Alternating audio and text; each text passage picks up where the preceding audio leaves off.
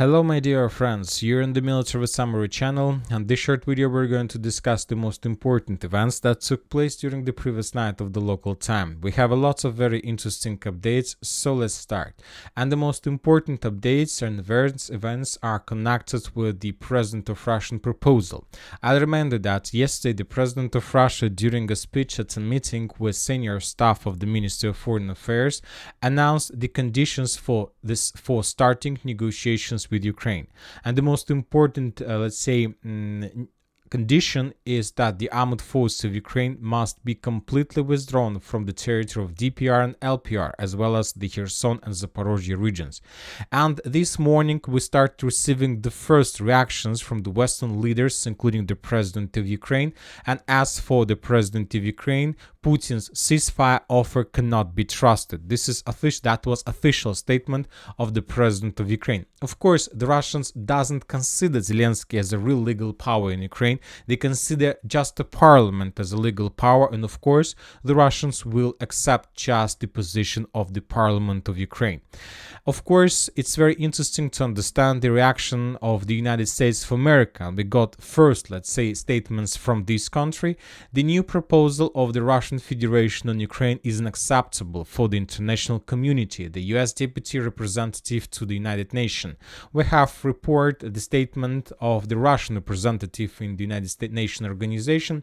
If the West and Kiev refuse Moscow's peace proposal, then political and moral responsibility for the continuation of the bloodshed will be on them, said Vasily Nebenzia. So, as we understand, the Western countries refused Putin's proposal. That was, expected. On the other hand, we see that today the peace summit in Switzerland has started. According to information we have, 92 countries and 8 organizations will come to the peace summit in Switzerland. 57 are represented at the highest level by presidents or prime ministers. So today the Western countries will discuss, of course, not the peace, they will discuss the Putin's peace agreement, and of course they will discuss how to continue war with Russians until the Ukraine are able to get the borders of 1991. On the other hand, we see that the European countries union could not agree on the 14th package of sanctions against Russia due to Germany's positions. So now let's move to the line of combat contact. We have a lot of very interesting updates, and the most important are coming from Volchansk direction. As for Globoka area, according to the report of the Group of Forces North, there are no changes on the ground, just regular military activity. But as for the north of Volchansk, we have additional updates, and the most important, we have additional geolocation confirming Russian progress, between the mainland and the Volchansky aggregatny plant. This territory, as you can see, we still keep this territory as a gray zone because we still haven't received any geolocations confirming that the Russians do have their positions there. But according to official statements, there are Russians, and according to the Group of Forces North, today they gave us more or less, interesting numbers about the situation, and they're saying that the Russians control around 40% of this industrial zone, just 40%. 60% still remains under complete Ukrainian control. Also, as you can see, we have adjusted the map, adding additional streets and blocks under complete Russian control. We have the video that was published by the Ukrainian sources with geolocations. For example, on this episode we can see the conditions and the situation in Volchansky citadel. This is the high-rise building that was damaged and destroyed by the Russians as a result of Russian FAB strikes and guided bomb strikes. Some part of the building was completely reduced to ruins, and this building was geolocated. This video first of all confirms that citadel still remains under control of the 71st Jaeger Brigade and under control of Ukraine armed forces. On the other hand, this video confirms that the Russians are trying to reduce this territory to ruins. Furthermore, we have additional videos and additional updates from the southern part of the north of Volchansk. From this territory, one episode was geolocated here of how the Ukrainian FPV drones were droning the Russian forces, and one episode was geolocated here, the movements of Russian tank that was also attacked by the Ukrainians. Ukrainians. So we don't know about the situation in the plant, but we know the situation among the streets and the buildings. And we have the video from the Russian side of how they were FPV droning the Ukrainians in the most southern part of Volchansk. This video also confirms some positions and some, let's say, areas that still remains under Ukraine control.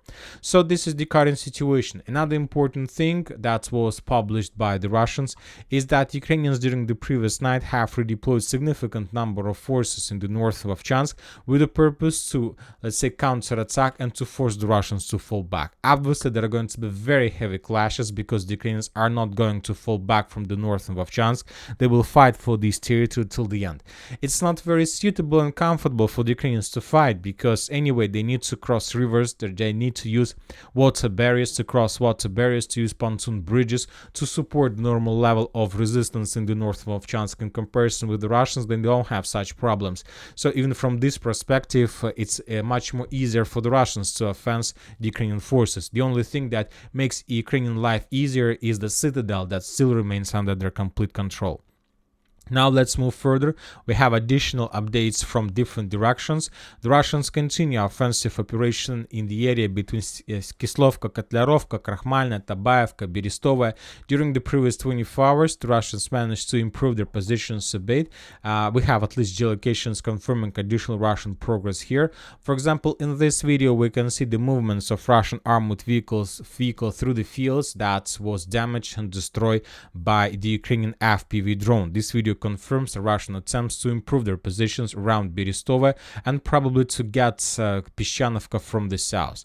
Also, we have videos confirming the Russian progress and Russian attempts to attack between Berestova and Novoselovka. We have a lot of videos of the movements of Russian infantry in this area, and the main purpose, the main reason of Russian movements here is to maintain the line of combat contact and to connect, let's say, Berestova with Novoselovka. So to capture everything that located on top and on the right side of this red line. So this is the main purpose, to improve positions around Berestova, to shorten the line of combat contact and to begin the final clashes for Stelmakhovka itself.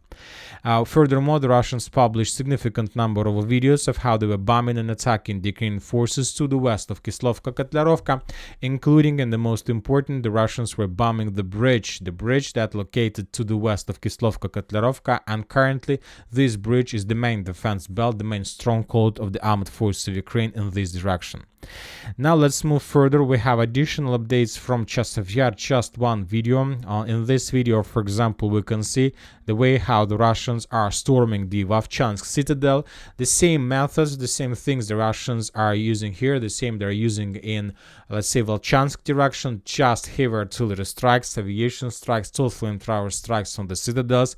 Currently, the Russians still haven't found any other solution how to bypass the territories like this. They have the same problems in Volchansk, Chasiv Yar, Ugledar, and of course Konstantinovka. Now let's move further. We got some additional updates from the western Avdiivka direction, just the regular activity, some changes on map, and additional Russian progress around Sokol, so which forced us to update the map along these three lines and make them as a gray zone. In this video we can see the movement of Russian tank that got on the minefield and was damaged and destroyed. So the situation where took place here. The Russians, as you can see, tried to develop their positions, but for now it's very difficult due to significant mine barriers. As for Konstantinovka and Georgievka, Maximilianovka, if you remember, yesterday we discussed that the Russians answer Maximilianovka itself, but yet we haven't received any additional updates or videos confirming additional Russian progress. Very interesting videos and updates are coming also from Putin. According to his statement, there are almost 700,000 Russian military personnel in the special operational zone. That was stated by Putin, and I'll remind you that the last time Putin stated something like this, there were around 500,000 Russian military personnel. So just during this year, then this number was increased for another 200,000 soldiers. And interesting details are coming from the Black Sea. First, during the night, we got report that this area was visited by the NATO MQ-4C Triton drone, but during its mission in the Black Sea, suddenly issued a distress signal over over the Black Sea and went back to its base in Italy. So this drone disappeared, and later we got very interesting report along from the area along the border with Romania, and a group of Black Hawk military transport helicopters of the US Army is currently operating in the Black Sea coast of Romania amid reports of lightning strike on a NATO reconnaissance aircraft that was operating in the Crimean direction. So something happened. Maybe it was just the nature, maybe that was some secret Russian weapon that allowed them to bring down the NATO reconnaissance drone, and then the NATO countries become, let's say, searching and rescue operation. Very interesting updates, because we got a lot of reports in the past that the Russians are planning to find a solution, or maybe have already found a solution, how to bring down every single reconnaissance drone in the Black Sea. And that's it for the short video. Military Summary channel reminds to condemn any violence in the world. Thank you for watching. Subscribe to my channel, put your likes to my Patreon, and have a good day. Bye bye.